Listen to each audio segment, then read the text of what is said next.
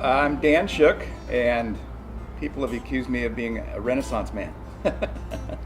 But right now I own a bike shop, Bonner County Bicycles, with two other guys and a bunch of other folks that come in and hang out. We've been open 7 years, and our motto is always to kind of develop organically.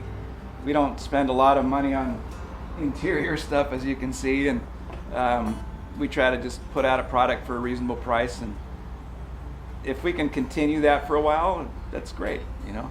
I'd hate to have to close down and get rid of all this stuff. I'm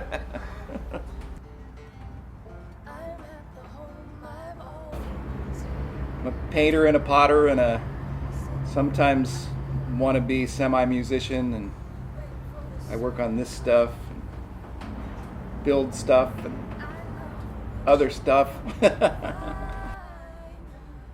Play guitar.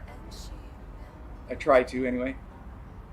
I can't remember the words of the chords, but I passed some of it along to my daughters, the Shook twins, and they're way, way, way better than I ever hoped to be. Cast a spell and we shine on, shine on.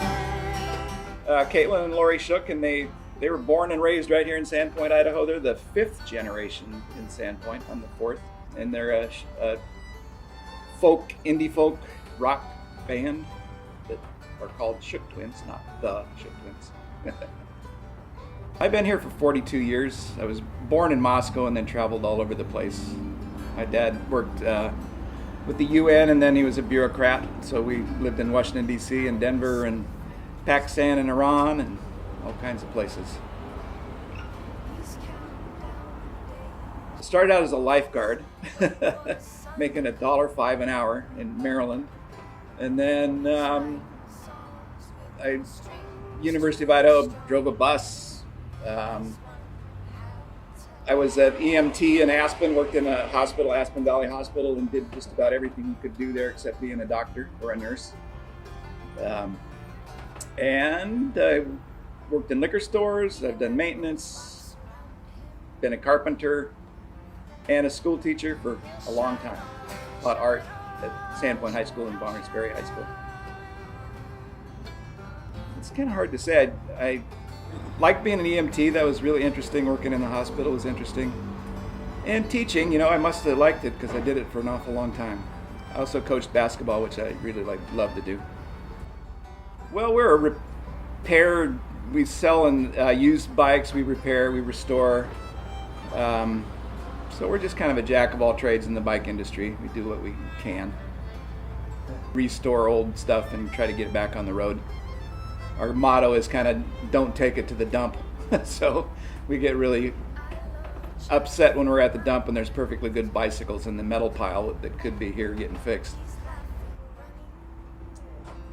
I'd like to see it be sustainably developed if it's going to be developed, and people with heart and a conscience moving here. I'm kind of upset about some of the folks and their attitudes and kind of this hateful division that we seem to be experiencing right now, which is totally unnecessary. Look around you, you know, see what's here and understand what's here and feel the joy, you know. And it's funny that I'm gonna ramble here. The Love Lives Here sign that's right in front of Jimmy right there on my door doesn't mean what people say it means. It means that love actually does live here, and we're tolerant, and we're tolerant of all kinds of different people. Anyway, I'm preaching. The thing that I don't like is people that come here with an attitude that they're going to change all us yokels, local yokels, into something other than what we are. Because there's a lot of smart people around this place, like really smart people. And we don't need a lot of help.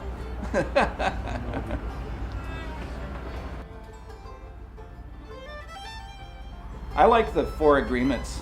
That's, if you don't know what they are, I'm not going to explain them to you. Just go out and look them up. And that's kind of how I live my life. It's like, have integrity, do what you say you're going to do, don't lie, don't steal, all that stuff that we've been taught since we were kids, And if you do that, I always told the kids at school, you can get away with way more being open and honest than you can being dishonest. Somebody's going to get pissed off at you and catch your ass if you're dishonest. And if you're honest, it's kind of the opposite.